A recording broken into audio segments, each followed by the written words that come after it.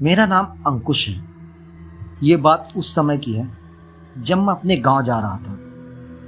मेरा गांव जो है वो पहाड़ों के बीचों बीच बसा हुआ है, घनी आबादी से थोड़ा अलग थलग। मेरे गांव में एक कच्ची सड़क है जिस पर केवल कुछ ही गाड़ियां चलती हैं और वो भी गांव से बाहरी तक आती है और वहीं से ले जाती है। मैं अपनी नानी के घर गया था और वहीं से लौट रहा था। उस समय रात हो गया था।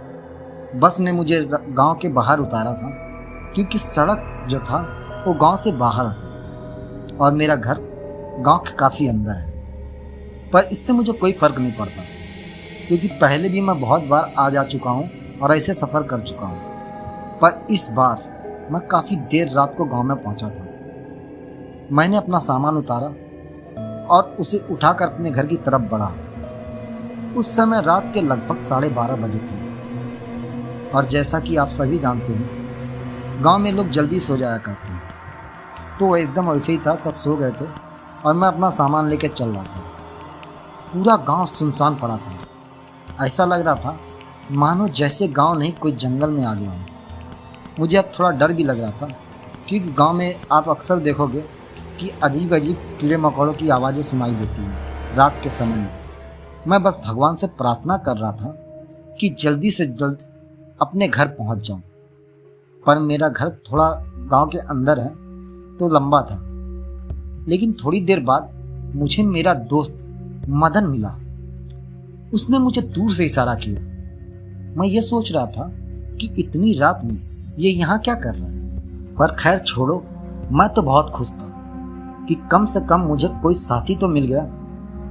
अब मेरा जो डर था वो थोड़ा कम हो गया क्योंकि इस सन्नाटे की चुप्पी को तोड़ने के लिए कोई तो मेरे साथ था। उसने मेरे पास आकर मेरा बैग उठाया और मेरे आगे आगे चलने लगा। चलते हुए मैंने एक बात पर गौर किया कि ये इतना चुप चुप क्यों है। ये जब से मिला है तब से कुछ नहीं बोला क्योंकि मेरा दोस्त जो मदन है वो तो बहुत बातूनी है। दिन भर मजाक करता है और आलतू फालतू की बातें करते रहता है। फिर ये इतना शांत क्यों है, बहुत अजीब लग रहा था मुझे। मेरा घर अब बस थोड़ी ही दूरी पर था, पर अब वो एक दूसरा रास्ता लेकर खेतों की तरफ बढ़ने लगा।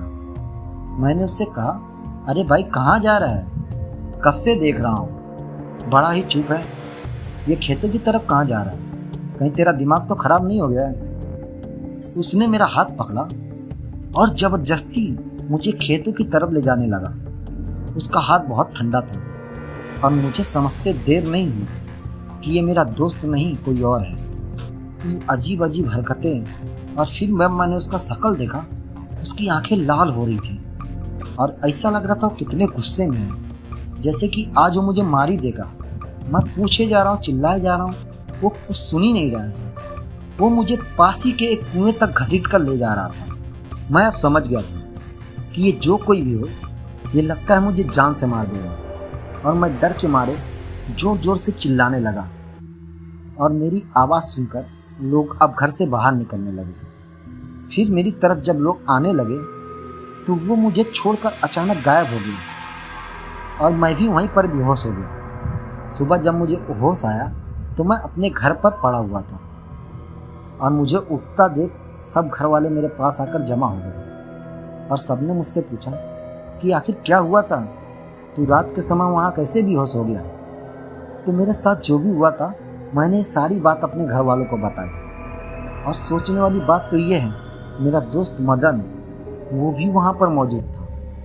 वो तो मुझसे बोला कि मैं तो रात को अपने घर पर सो रहा था। तब मुझे समझ में आ गया कि वो शैतान मेरी जान लेने के लिए मेरे पास आया था। तब से मैं कभी भी रात के समय अब अपने गांव में नहीं जाता हूँ। तो ये थी दोस्तों आज की कहानी। उम्मीद करता आपको कहानी अच्छी लगी होगी। कहानी अच्छी लगी तो कहानी को लाइक कर दें, एक प्यारा सा कमेंट कर दें और अगर आप हमारे चैनल पर नए हैं तो प्लीज़ चैनल को सब्सक्राइब कर लें ताकि हम जब भी कोई नई कहानी डालें आप तक नोटिफिकेशन आ जाए। मैं अंसारी सुफियान आपसे फिर मिलता नई कहानी के साथ। जब तक के लिए अलविदा।